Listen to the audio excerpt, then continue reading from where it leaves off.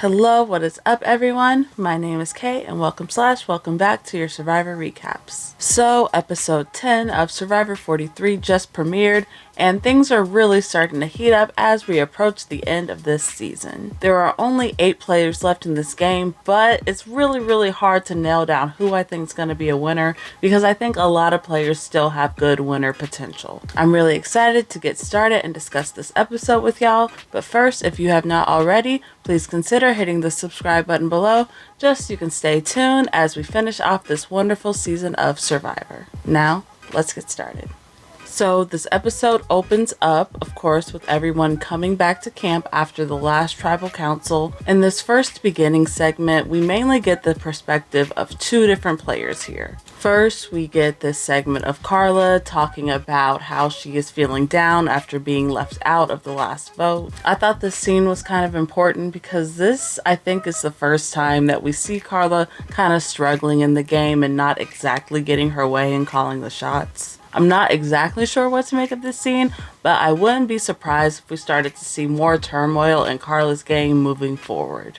And on the complete opposite end of the spectrum, we get this segment of Jesse talking about how completely safe and comfortable he's feeling in the game right now. Jesse says that he has strong connections with almost everybody out there on the island, so he is just chilling right now. Honestly, the level of comfort that Jesse is feeling really doesn't surprise me too much at all. I've said it since the very beginning. Whatever Jesse wants, Jesse gets, okay? He's gotten his way damn near the entire season so far. So even though this is a game where you really should never feel comfortable, if anybody were to feel comfortable, it'd be Jesse.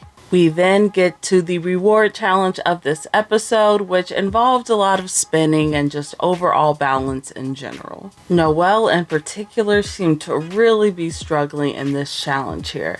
At one point, she is so far behind everyone else, I truly thought it was just going to be a lost cause. But then, out of nowhere, in an absolutely wild upset, Noelle is able to pull out the win. I was so proud of her. First, she did the cutest little blindside last episode, and now she's winning reward this episode? Go off, Noelle. Noelle is going to pick Sami, Owen, and Jesse to go off on the reward with her. And on the reward, we get the classic emotional segment where everyone gets a letter from home and they get to read it. It's real cute, it's real emotional, everyone's crying, but once the waterworks are over, it is time to get back to business. It looks like they all kind of seemingly come to a consensus that Cassidy and Karla would be pretty good targets for this half of the group to target.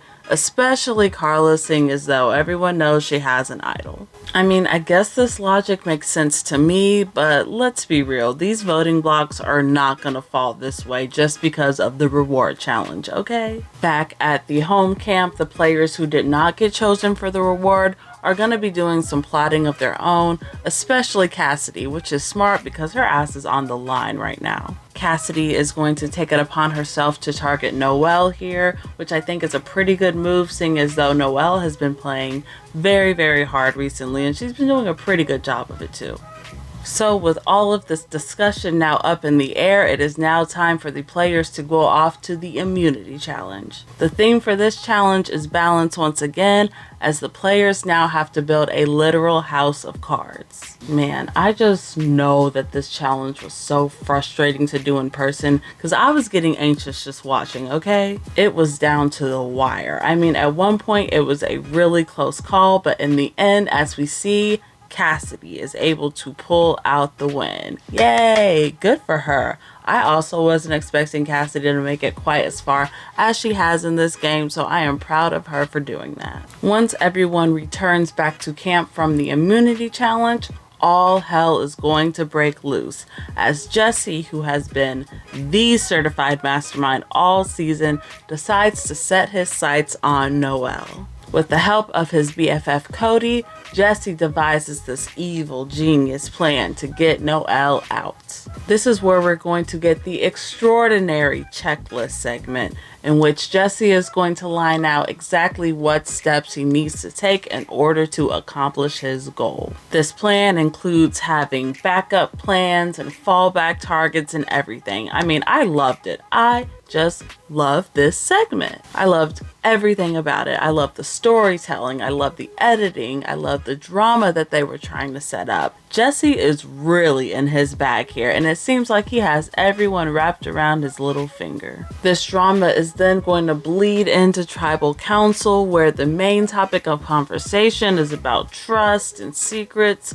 You know, the usual. You know, these tribals are just so darn pleasant this season. There's no arguing, there's no scrambling. They're very formal, very prim and proper. I know a lot of people don't like the drama that comes with the live tribals, but I personally do, just because it adds a little bit more interest to the tribal council segment, which can get a little bit boring. But let me know what y'all think. Do y'all like it when the tribals are a little bit messy and dramatic, or do you like them clean cut as they've been this season? Let me know in the comments. Once tribal council is over, the votes are then read, where it is revealed that apparently Jesse's plan worked out pretty darn well, because Noelle is ultimately the person who was voted out. Damn, that really sucks, because I really liked how fearless of a player Noelle was. I do have to give Jesse the credit for this one though.